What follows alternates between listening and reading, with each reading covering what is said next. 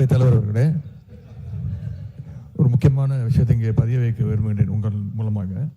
நேற்று முன்தினம் அரசு அறிவிச்சிருக்கிறது, அனைத்து சட்டமன்ற உறுப்பினர்களுக்கும் புதிய வாகனம் இந்த அரசு வழங்குவதாக முடிவெடுத்து அறிவிச்சிருக்கிறீங்க. எங்களுடைய திராவிட முன்னேற்ற கழகத்துடைய நிலைமை இந்த அரசுல சபையில் நான் பதிய வைக்க விரும்புகின்றேன். ஏற்கனவே தமிழ்நாடு அரசு கடும் நிதி நெருக்கடியில் இருப்பதாக மாண்புமிகு முதலமைச்சர் அவர்களே கூறி வருவதால் எங்களுடைய கழக தலைவர் மாண்புமிகு முன்னாள் முதலமைச்சர் திரு முத்துவேல் கருணாநிதி ஸ்டாலின் அவர்களின் அறிவுறுத்தலின் பேரில் திராவிட முன்னேற்ற கழகத்தைச் சேர்ந்த 59 சட்டமன்ற உறுப்பினர்கள் இவ்வாகனங்களை பெறுவதில்லை என்று முடிவெடுத்துள்ளோம். மேலும் அரசுக்கு ஏற்படுகின்ற தேவையற்ற செலவுகளை குறைக்கின்ற நோக்கத்தில் மாண்புமிகு சட்டமன்ற உறுப்பினர்கள் தங்களது தேர்தல் வேட்பு மனுவில் குறிப்பிட்டுள்ள பொருளாதார சூழலை கவனத்தில் கொண்டு பொருளாதாரத்தில் நலிவடைந்துள்ள உறுப்பினர்களுக்கு மட்டுமே இந்த அறிவிப்பின் கீழ் வாகனம் வழங்க வேண்டும் என்பதை இந்த அரசினுடைய கவனத்திற்கு தாங்கள் எடுத்து செல்ல வேண்டும் என்று கேட்டுக்கொள்கின்றேன். கையெழுத்திட்டு இந்த கடிதத்தை உங்கள் மூலமாக அரசுக்கு கொடுத்துக்கிறோம். மாண்புமிகு பொதுப்பணித்துறை அமைச்சர் அவர்கள். பேரவைத் தலைவர் அவர்களே, எங்களுடைய அரசினுடைய முதலமைச்சருடைய நோக்கம் புதிதாக தேர்ந்தெடுக்கக்கூடிய மக்கள் மட்டுமல்ல, இதே சட்டமன்றத்தில் ஏழ்மையா இருக்கக்கூடிய சட்டமன்ற உறுப்பினர்களும் இருக்கிறாங்க. அதுல முக்கியமாக விடுதலை சிறுத்தைகள் கட்சியுடைய சட்டமன்ற உறுப்பினர் அங்கிருந்து வரும்போது பஸ்ல தான் வந்துட்டு போறாரு. என்ன பிரச்சனை? பேசாதீங்க, யாரும் பேசாதீங்க. திமுக காலையில இருந்து என்ன பிரச்சனை தெரியலையே. நீங்க பேசுங்க. எதிர்கட்சி தலைவர் ஒருவர் பதில பதிவு பண்ணா நாங்க அது பதிவு பண்றோம். அப்ப விசிகேல இருந்து ரொம்ப ஏழ்மையா இருக்கக்கூடிய ஒரு உறுப்பினர் கேட்கிறாரு. அவருடைய குரல் யார் யாரெல்லாம் பஸ்ல வராங்க, யார் யாரெல்லாம் ட்ரெயின்ல வராங்க, அவருடைய குரலா இருந்துச்சு. அப்ப முதலமைச்சர் அனௌன்ஸ் பண்ணும் பொழுது பொதுவா அவையை பொறுத்த வரைக்கும் எல்லோரும் சமம்னு நினைக்கக்கூடிய ஒரு முதலமைச்சர், அதுதான் ஒரு புரோட்டோகால். அப்ப எங்க பொதுச்செயலாளர்கிட்ட கார் இருக்கு, என்கிட்ட கார் இருக்கு, இங்க இருக்கக்கூடிய எல்லாருக்கும் கார் இருக்கு. நாங்க போய் சட்டமன்ற உறுப்பினர் கார் வேணும்னு கேட்க போறது இல்லை. இது ஒரு அடிப்படையா இருக்கவங்களுக்கு புரிதல் இருக்கும். அரசியலா நினைச்சாதான் இது அரசியல். எங்க ஏழ்மையா இருக்காங்களோ அவங்க விண்ணப்பத்தை கொடுப்பாங்க. இது சட்டமன்ற உறுப்பினர்களுடைய ஒரு உரிமையா மாற்றப்பட்டு தமிழக வெற்றி கழகத்தில் யார் யாருக்கெல்லாம் கார் இருக்காங்களோ நாங்க யாருமே கார் கேட்க போறது இல்லை. இதுதான் எங்களோட நிலைப்பாடும். இதுதான் எங்களோட நிலைப்பாடும். எங்க கிட்ட 2-3 கார் இருக்கு, நாங்க போய் சட்டமன்ற உறுப்பினர் கார் கேட்க போறது இல்ல. நம்ம மன்னார்குடி எம்எல்ஏ சொன்னாரு, என்கிட்ட 4 கார் இருக்கு, ஆனா என்னுடைய தனிப்பட்ட கார்ல போகும்போது அரசு அதிகாரிகள் முன்பு அரசு கார்ல போனா நான் ஒரு மரியாதை இருக்கு. இப்ப மாண்புமிகு எதிர்கட்சி தலைவர்கிட்ட 2-3 வீடு இருக்கு, ஆனா அரசு பங்களால இருக்கிறாருல்ல. அவர் லெட்டர் என்கிட்ட தான் கொடுத்தாரு, பொதுப்பணித்துறை அமைச்சரா என்கிட்ட தான் கொடுத்தாரு. எனக்கு அரசு துறையுடைய பங்களா வேணும்னு கொடுத்தாரு. உடனே நம்ம கேட்க முடியுமா? மாண்புமிகு எதிர்கட்சி தலைவருக்கு 2-3 பங்களா இருக்கு, அதனால அரசு துறை பங்களா கொடுக்க மாட்டோம்னு சொல்ல முடியுமா? எங்களுடைய முதலமைச்சர் சொன்னாரு, அவர் கோரிக்கை கொடுத்தாரு, உடனடியா கொடுத்துருவோம்னு சொன்னோம். இது உடனே இல்ல இங்க இருக்கவங்க எல்லாருக்கும், அதாவது இங்க இருக்க எல்லாருக்கும் பங்களா கொடுக்கலாமான்னு கிடையாது. இது ஒரு புரோட்டோகால், அவ்வளவுதான். இந்த புரோட்டோகால்ல அமைச்சர்களுக்கு கார் கொடுக்கப்படுது, வீடு கொடுக்கப்படுது, 4 உதவியாளர் கொடுக்கப்படுறாங்க. அப்ப சட்டமன்ற உதவியாளர் கிடையாது, சட்டமன்ற வீடு கிடையாது. சட்டமன்ற உறுப்பினர்களுக்கு நீங்க உங்களுடைய தேர்தல் பத்திரத்தில் கார் இல்லைன்னு சொல்லலாம், வீடு இல்லைன்னு சொல்லலாம், 10,000 ரூபாய் பணம் இருக்குன்னு சொல்லலாம். ஆனா எங்க கிட்ட பல்வேறு சட்டமன்ற உறுப்பினர்கிட்ட எங்க கட்சியில சொந்த வீடு இல்லாதவங்க இருக்காங்க, கார் இல்லாம இருக்காங்க. அது மாதிரி மற்ற கட்சிகளையும், தாவேகா மட்டும் இல்ல, எல்லா கட்சியும் கம்யூனிஸ்ட் தோழர்கள் அங்கிருந்து வராங்க. அந்த மாரிமுத்து அண்ணன் கிட்ட கார் கிடையாது. இதுதான் கம்யூனிஸ்ட் தோழர்களுடைய நிலைப்பாடு. அப்ப ஒரு அறிவிப்பு வரும் பொழுது இந்த கட்சியோட சட்டமன்ற உறுப்பினர், இந்த கட்சியோடைய உறுப்பினர்களுக்கு அறிவிப்பு வராது. முதலமைச்சர் பொதுவா எல்லோருக்கும் ஒரு அறிவிப்பை கொடுக்கிறாரு. அதுல தமிழக வெற்றி கழகத்தோட நிலைப்பாடு ஏற்கனவே கார் இருக்கவங்க அப்ளை பண்ண மாட்டாங்க. இதுதான் நிலைப்பாடு. இது எல்லா கட்சியோட நிலைப்பாடு அப்படிதான். ஆனா அறிவிப்பு தனி செயலாளர்ங்கிற அறிவிப்பு ஒரு சட்டமன்ற உறுப்பினர் 3 லட்சம் மக்களை போய் பார்க்க வேண்டிய நிர்பந்தம் இருக்கு. அவரோட தொகுதிக்கு போக வேண்டிய நிர்பந்தம் இருக்கு. ஊர்ல இருந்து வர வேண்டிய நிர்பந்தம் இருக்கு. அதனால இது ஒரு உரிமையா பண்ணிருக்காரு தவிர இதுல ஆடம்பரம் காருங்கிறது ஆடம்பரம் கிடையாது. மக்களை சந்திக்கக்கூடிய ஒரு தேவை. ஊழல் இல்லாத சட்டமன்ற உறுப்பினர்களுக்கு கார் இன்னைக்கு தேவை. மக்களை பார்க்க போனோம். அதுதான் நாங்க பதிவு பண்றோம். மாண்புமிகு யார் பேச 2 பேர். மாண்புமிகு உறுப்பினர் முன்னாள் அமைச்சர் கே என் நேரு அவர்கள். பேரவைத் தலைவர் அவர்களே, மாண்புமிகு எதிர்க்கட்சி தலைவர் அமைச்சர் அந்தஸ்தில் இருக்கிறார். அவருக்கு அது அவருடைய உரிமை, அரசாங்கம் தருகிறது. எனவே அந்த வீடு கொஞ்சம் உட்காருங்க உட்காருங்க உட்காருங்க. எனவே அவர் அந்த அரசாங்க வீட்டில் இருந்து பணியை கவனிக்க வேண்டும் என்பதற்காக அந்த வீட்டை கேட்டு வாங்கியிருக்கிறார். ஆனால் நான் கொஞ்சம் இருங்க, பேசி முடிக்கட்டும். நான் சொல்றேன் நீங்க பேசுங்க. நாங்க கார் வேணான்னு தானே சொல்றோம். உங்கள்கிட்ட வேணும் நான் கேட்கிறேன். கார் வேணான்னு சொல்றேன். அவர் சொல்றாரு 2-3 கார் வச்சிருக்கான், இங்க கூட அந்த நிலையில் தான் இருக்கு அப்படிலாம் சொல்றாரு. நான் கார் வேணாம், ஏற்கனவே அரசாங்கம் செலவு வைக்குது, கார் வேணான்னு சொல்றேன். அவர் உடனே முதல்ல ஏற்கனவே இருக்கிற தேர்தல் பணியில் இருந்தது 10,000 தான் இருக்கு, கார் இல்லைன்னு சொன்னா நீங்க தப்பு தானே. நாங்க சொன்னா கேஸ் போடுங்களேன் கேஸ்.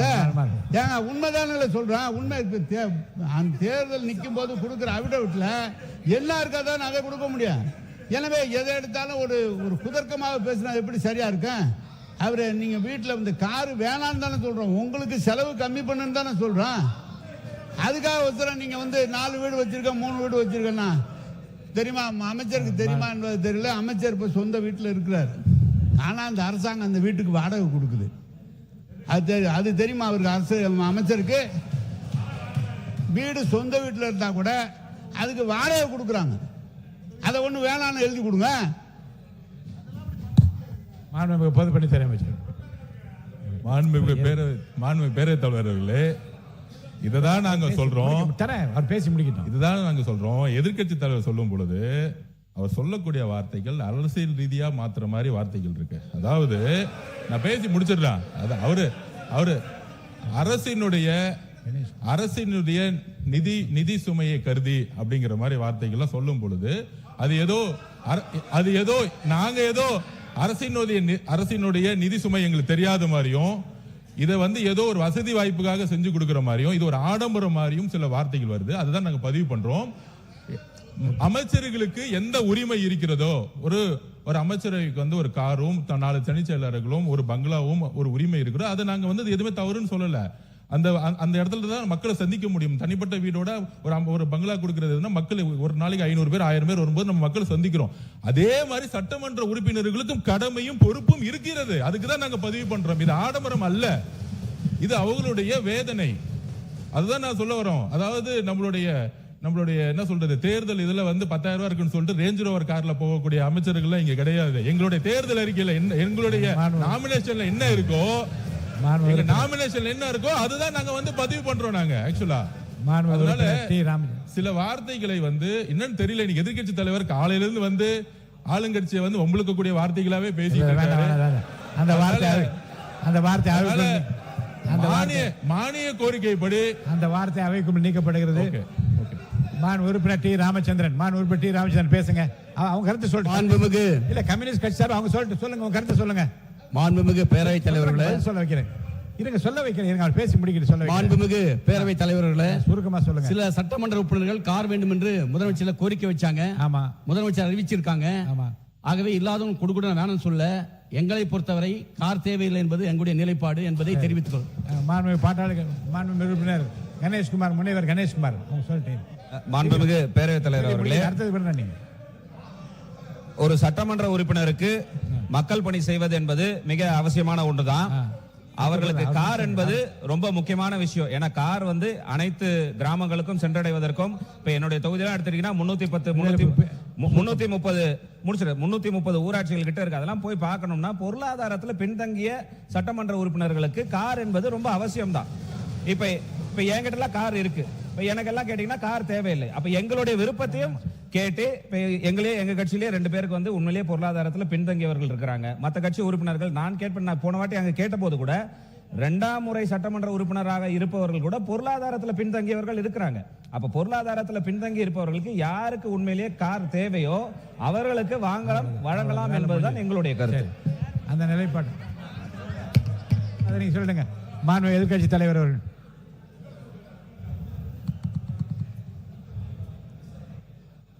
பேரவைத் தலைவர் அவர்களே, எங்களுடைய தலைவர் இதை அரசியல் செய்வதற்காக கிடையாது. இந்த அரசு பொறுப்பேற்ற முதல் நாள்லேருந்து சொல்வது கஜானாவை தொடச்சி வச்சுட்டு போயிட்டாங்க, கஜானால பணம் இல்லை என்பதுதான் தொடர்ந்து இவங்க வச்சிருக்கக்கூடிய குற்றச்சாட்டு. அது மட்டும் இல்லை, இவங்களோட தேர்தல் பிரச்சாரத்தில் இப்போ இருக்கக்கூடிய அமைச்சர்கள், சட்டமன்ற உறுப்பினர்கள், அவங்க இயக்கத்தை சேர்ந்தவங்க நிறைய பேர் சொல்லியிருக்கிறாங்க, தொடர்ந்து இலவசமாக கொடுக்குறீங்க, எல்லாத்தையும் இலவசமாக கொடுக்குறீங்கன்னு குற்றம் சாட்டிட்டு இன்னைக்கு காரை இலவசமாக நீங்கள் கொடுக்குறீங்க. அது உங்க முதலமைச்சருடைய உரிமை. நாங்கள் எங்களுக்கு கார் தேவையில்லை, எங்களுடைய திராவிட முன்னேற்ற கழக உறுப்பினருக்கு கார் தேவையில்லை. யார் யாருக்கு கார் வேணுமோ நீங்கள் வாங்கிக்கோங்க. எங்களுடைய வேண்டுகோள் என்னன்னா, வேட்பு மனு தாக்கல்ல நீங்க அஃபிடவிட்ல ஃபைல் பண்ணிருப்பீங்க, யார் யாருக்கு கார் இல்லை, எவ்வளவு சொத்து இருக்கு அப்படின்னு சொல்லியிருப்பீங்க. அதுக்கு தகுந்த மாதிரி அவங்களுடைய வசதி வாய்ப்புக்கு ஏற்ற மாதிரி கார் வாங்கி கொடுங்க என்பதுதான் எங்களுடைய சஜஷன்.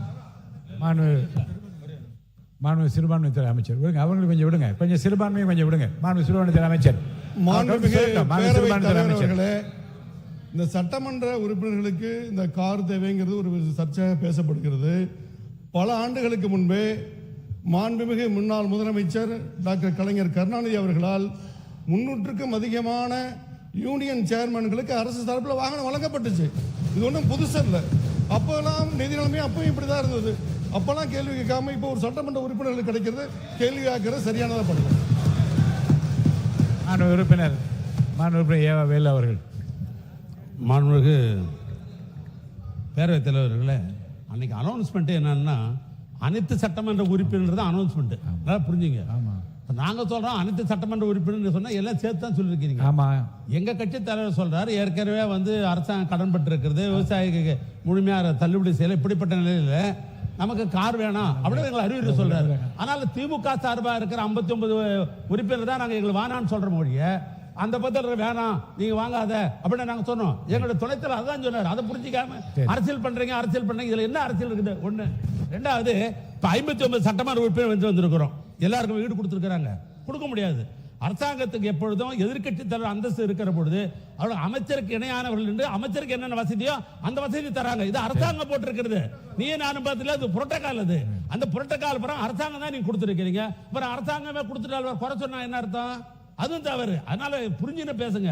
ரெண்டாவது, நாங்க எங்களை பொறுத்த அளவுக்கு நீங்க கஞ்சாடை காட்டினாலே காட்டினாங்க நாங்க ஒத்துழைக்கிறோம். ஆனா சட்டமன்றம் பெரும்பான்மையாக பிரச்சனைக்கு யாரு ஆளாகிறாங்க? அந்த பகுதியில் இருக்கிறதா பிரச்சனை எழுப்பி உங்களுக்கு ஒத்துழைக்கல. இல்ல மாண்பு உறுப்பினர், இல்ல எல்லாருடைய ஒத்துழைப்பும் சிறப்பாக இருக்கிறது. திருப்பி முடிச்சிடலாமே இதை. இல்ல சொல்லிட்டாங்களே, இல்ல உங்களுடைய இல்ல உங்கள் நிலைப்பாட்டை தெளிவா சொல்லிட்டீங்களே, பேசுங்க. மாண்புமிகு பேரவைத் தலைவர் அவர்களே, சிறுபான்மைத்துறை அமைச்சர் அவர்கள் சொன்னார் சேர்மன்கெல்லாம் தலைவர் கலைஞர் கார் கொடுத்தார். சட்டமன்ற உறுப்பினருடைய பணி வேறு, உள்ளாட்சி பிரதிநிதிகள் உள்ளாட்சியிலே தலைவராக இருக்கிறவருடைய பணி வேறு. அவங்க நேரடியாக ஒவ்வொரு இடத்துக்கும் சென்று பார்க்க வேண்டும். கொஞ்சம் தயவு செய்து சொல்றாங்க, கொஞ்சம் கேளு தம்பி. உள்ளாட்சித்துறை அமைச்சர் கொஞ்சம் இருங்க. காரு எங்களுக்கு வேணான்னு சொன்னதுக்கே இவ்வளவு கோவப்படுறீங்க. கொடுத்தேன்னு சொல்றாரு. ஒரு உள்ளாட்சி துறையில சேர்மனா இருக்கிறவரு, 30 பஞ்சாயத்தை பார்க்கிறவரு, 30 பஞ்சாயத்தை நிர்வாகத்தை பார்க்கிறவரு. சார், செக் பவர் உங்களுக்கு இருக்கா? சட்டமன்ற உறுப்பினர் செக் பவர் இருக்கா? உள்ளாட்சி பிரதி தலைவருக்கு செக் பவர் உண்டு. எனவே நீங்க வந்து உள்ளாட்சி தலைவர் கொடுக்குறோம். மாண்புமிகு பேரவைத் தலைவர் அவர்களே, ஒரு நிமிஷம் மாண்புமிகு பேரவைத் தலைவர்களே,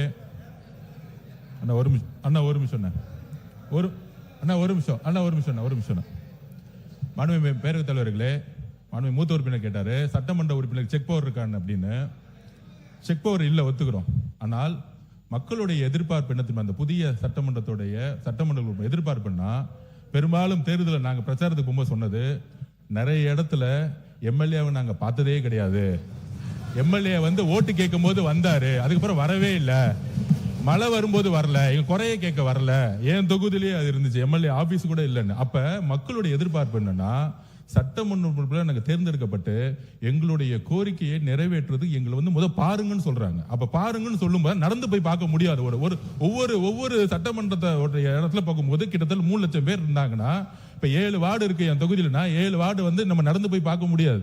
அப்ப இது வந்து ஆடம்பரம் கிடையாது. இது அரசியல் ரீதியா நம்ம வந்து அமைச்சருக்கு எப்படி வந்து மூத்த உறுப்பினர் சொன்னாரோ அது வந்து அரசே கொடுத்திருக்கும். சட்டமன்ற உறுப்பினர்களுக்கு இது ஆடம்பரம் கிடையாது. ஒவ்வொரு சட்டமன்ற உறுப்பினர் மக்களை போய் சந்திக்க வேண்டும் என்ற எண்ணத்தில் தான் மாண்புமிகு முதலமைச்சர் இந்த காரை வந்து அனௌன்ஸ் பண்ணியிருக்காரு.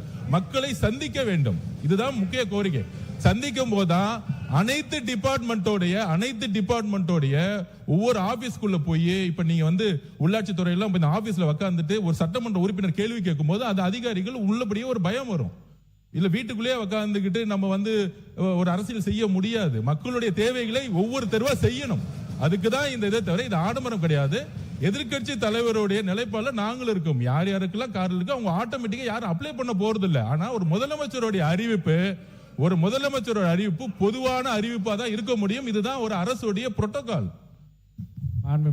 மாண்பு உறுப்பினர்களுக்கு தலா பேசுகின்ற உறுப்பினருக்கு தலா 5 நிமிடம் மட்டும் ஒதுக்கப்படுகிறது. 2 மாண்பு அமைச்சர்கள் பதில் சொல்ல வேண்டிய கட்டாயமும் இருக்கிறது. பிற்பகல் 2 மணிக்குள் முழுமையாக சட்டமன்றம் நிறைவு பெறும் என்று ஏற்கனவே சொல்லிவிட்டோம். மாண்பு அமைச்சர்களின் பதில்களுடன் அவை முடிவு பெற வேண்டிய கட்டாயத்தில் இருப்பதால் பேச வருகின்ற உறுப்பினர்கள் தயவு செய்து 5 நிமிடங்களுக்கு மிகாமல் உங்கள் கருத்துக்களை 6 மானிய கோரிக்கை மீது வைக்க வேண்டும் என்று கேட்டுக்கொள்கிறேன். நான் சொல்ல ஜூன் 21, 2024 மாண்புமிகு முன்னாள் நம்முடைய பேரவைத் தலைவர் அப்பாவு அவர்கள் இந்த அவையில் சொன்னதான் நான் படிக்கின்றேன். அப்போதும் அதற்கு கட்டுப்பட்டு நீங்கள்லாம் 5 நிமிடத்துக்குள்ள பேச்சை முடித்திருக்கின்றீர்கள். இப்போதும் குறைவான கொடுக்கப்பட்ட நேரத்தில் விரைவாக முடிக்கும்படி நான் கேட்டுக்கொள்கிறேன். உறுப்பினர் கல்லாணை அவர்கள்.